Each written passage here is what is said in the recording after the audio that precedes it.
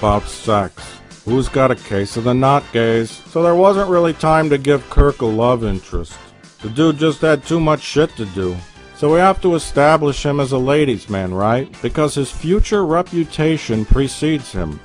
Wait a minute, that don't make no sense. Anywho, Kirk makes a pass at Uhura, tries to sleep with the green lady, and is always craning his neck at anything female that walks by. Establishing that the galactic ladies' man James T. Kirk has a case of the not gays is not too difficult. But then you got Spock. All anybody knows about Spock is that he's weird, he's quiet, and he likes science. He also likes looking into some blue thing. But in a film that's hypercharged with sex and flashy lens flares and aimed at a general audience, you better deal with the subject of Spock's sexuality, or else people will just wonder if he's a gay. So since they basically had nothing for her to do after she figured out the transmission thing, Captain, we're being hailed. the logical approach was to have her and Spock involved in some kind of weird, creepy sex thing. Now technically it was Nurse Chapel that had the real hidden feelings for Spock. I'm in love with you, Mr. Spock. Uhura just liked to tease Spock and kind of make fun of him. Why don't you tell me I'm an attractive young lady?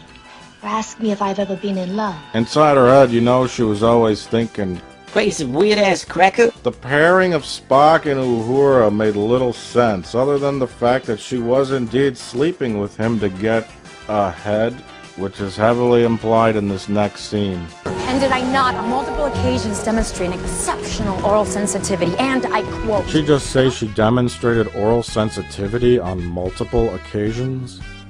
What does she mean by that? So maybe she just used him to get on board the Enterprise, and in the next film she's gonna break his heart by fucking that green thing. I mean, you kinda get the impression that she really cares for him, but it's hard to tell what her motives are. I just don't get what she sees in Spock. Spock is like this boring, creepy asshole. I am instructing you to accept the fact that I... Anywho, this strangely tacked on love subplot serves two purposes. One, to give Uhura something more to do in the story. Captain, we're being hailed. And two, to show that Spock's got a big case of the not gays. You pound that mound, my friend. Take it at warp speed. But don't forget to vulcanize your nacelle. Next up, we got an older doctor guy named Bones, who for some reason wants to pal around with Kirk all the time.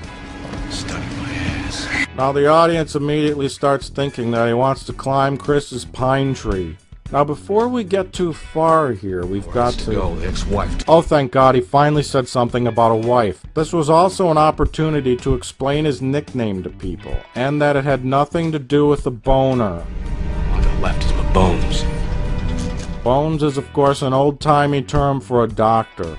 I think it comes from like the Civil War or something, when doctors were called old sawbones, because they would cut off your limbs to avoid the gangrene. But because people don't know nothing about history or anything else no more, Bones' nickname is now simplified for the stupid masses. Hey, anybody want to go get a double down with me? It's that time of day when I have to shove food in my fucking face.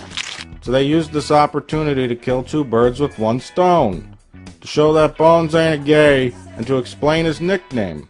Efficiency. I love it. Next we meet Scotty, and we find out that he lives on an ice planet by himself with a little green goblin that loves him. Now this is pretty fucking weird, right? Now you're probably wondering if this Scotty likes it in Jeffrey's tube or not. Does he have an infection of the not gays that must be treated? She is one well-endowed lady. I'd like to get my hands on her ample nacelles, if you'll pardon the engineering parlance. Oh, he said something about tits. That's good enough for me. Next is Chekhov. Whatever. And we all know about Sulu, don't we? Your hair is like my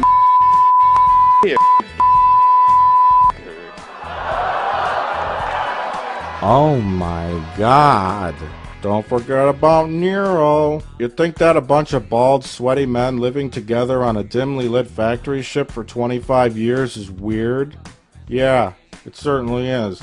But the movie even takes the time to establish that Nero's got a case of the not gays too. Provide for myself and the wife who's expecting my child. Wait a minute, the timeline just changed again. Bambi's alive again in this timeline. Except for now she's my first cat. Oh, I'm so confused. Numbers.